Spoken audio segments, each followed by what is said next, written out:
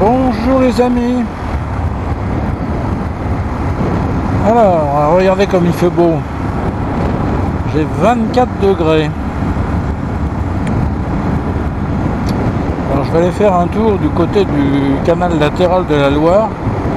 Alors vous me voyez aller me promener. En fait, voilà, je suis un citoyen incivique parce que nous avons eu nos 3 PDG de l'énergie, Total, Engie et EDF, qui nous ont dit qu'il fallait qu'on économise l'énergie. Elle est bien bonne celle-là. Ah bah oui, hein. Évidemment on a la moitié de nos réacteurs nucléaires qui sont à l'arrêt.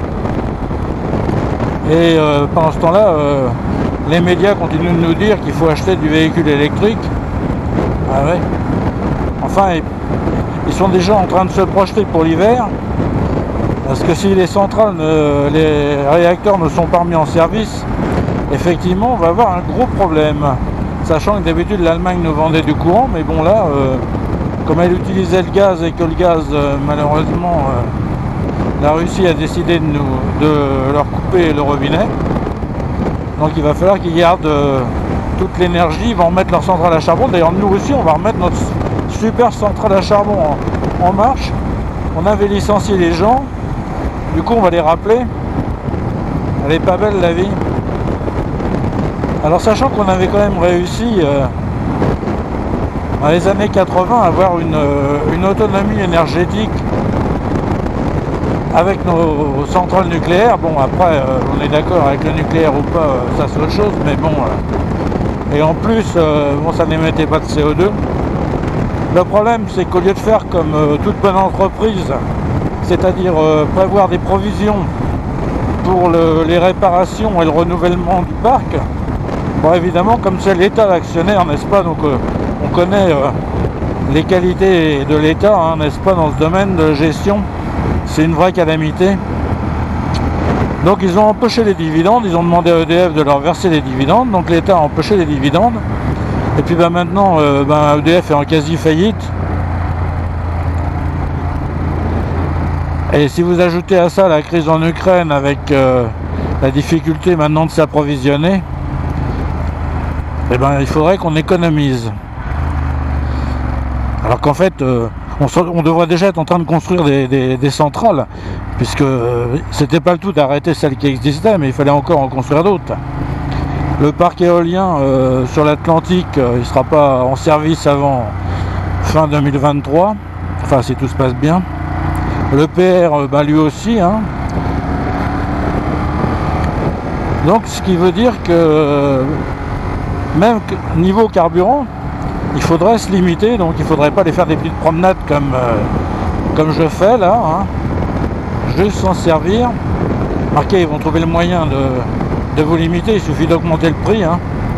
Après, les plus pauvres, je sais pas comment ils font pour aller travailler. C'est pas avec une prime de 200 € qui vont leur donner une compensation suffisante. Enfin bref. Alors si vous êtes chauffé au fioul, il va falloir aussi abandonner l'idée de renouveler votre chaudière. Bon, ça je pense que beaucoup de gens l'ont compris, hein, puisque ce sera interdit.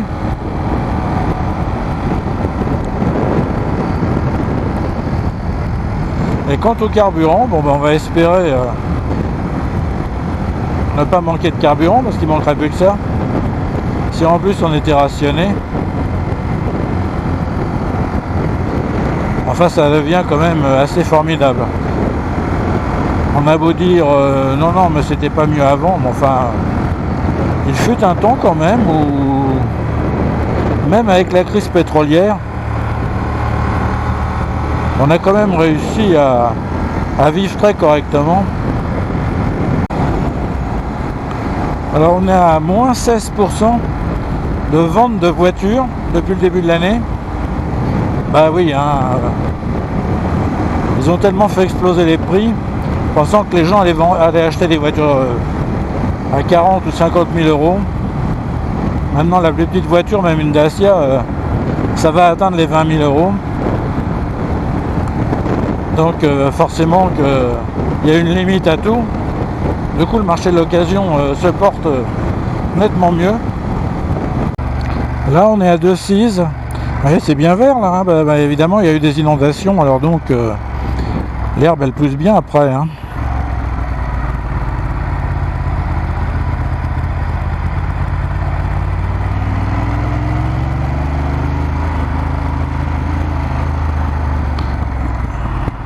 Bon, le jeu consiste à éviter les plaques d'égout.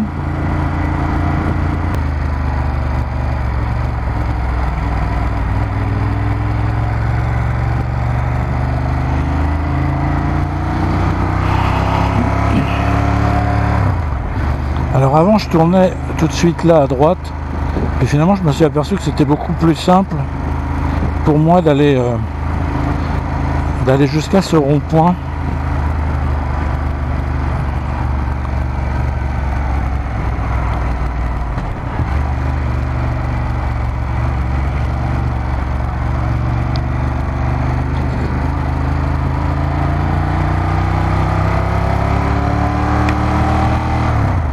Tiens, on va se mettre en mode sport.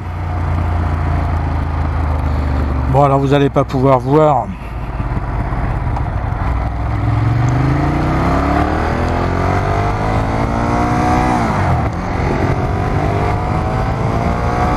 J'ai regonflé un peu le pneu arrière.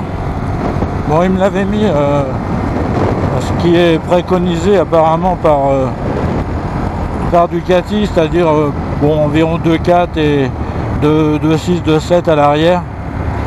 Mais moi je préfère 2,5 et 2,9 parce que je trouve que la moto est beaucoup plus maniable, beaucoup plus agile.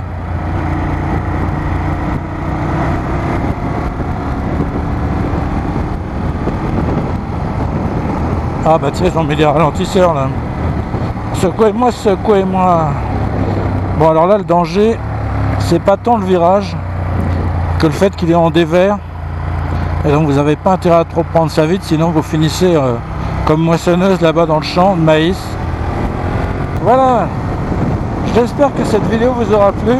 Je vous remercie d'avoir regardé et je vous dis à plus.